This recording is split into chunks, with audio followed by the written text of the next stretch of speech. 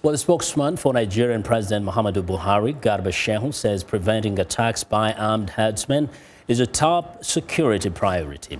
An attack this week by armed herdsmen left dozens of people dead. Clashes over land use between the semi-nomadic cattle-herding Fulani people and more settled communities that practice a mix of farming and cattle rearing claim hundreds of lives each year. Now, the clashes have become more frequent in recent months. The Nigerian government is already contending with the Boko Haram insurgents in the northeast and a resurgence of pipeline attacks in the oil-rich southern Niger Delta region. Now, Fulanis are Muslim, and the communities with which they are in conflict in central Nigeria tend to be Christian. For more on the inter-ethnic clashes, reporter Samuel Okocha joins me live via Skype from Lagos. Samuel, now the clashes between the herdsmen and farming communities are historical. Why have they become more frequent in the last few months? No, thanks for having me. I think the problem is a result of some kind of competition for scarce resources. And when I mean scarce resources, I'm talking about land, and not just land, fertile land that these herdsmen can use to feed their cows. And so this is the narration. We've had climate change issues in time past, and we are beginning to see the result now. These herdsmen are mainly from the north, and north there is this reduction in rains. Because of this reduction in rains, we are seeing that grazing fields are reducing, and so there is a forced migration from the north to the south, where we appear to have more rains. Now, Samuel, we know that the government in the past has tried to help these communities coexist.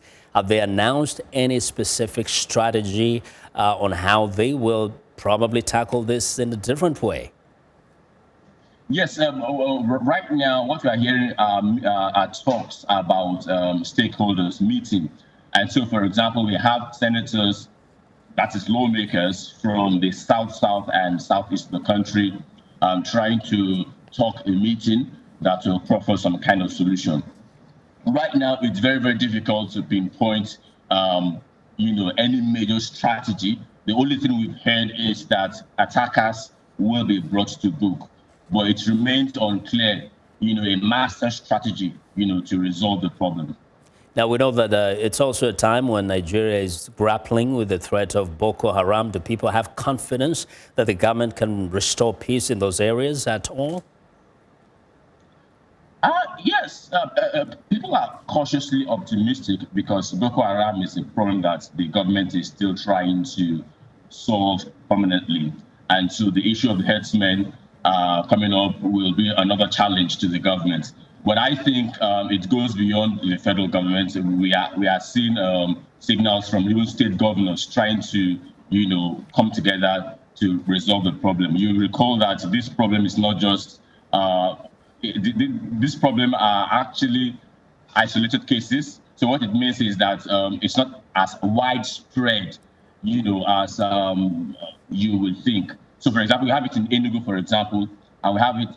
So the idea is that the problem requires some kind of creative strategy. So it's not just about the federal government; it's also about state government, for example. Talking to traditional rulers within their communities. Definitely a local and national problem. Samuel, thank you very much for your reporting. Samuel Okocha reporting live via Skype from Lagos.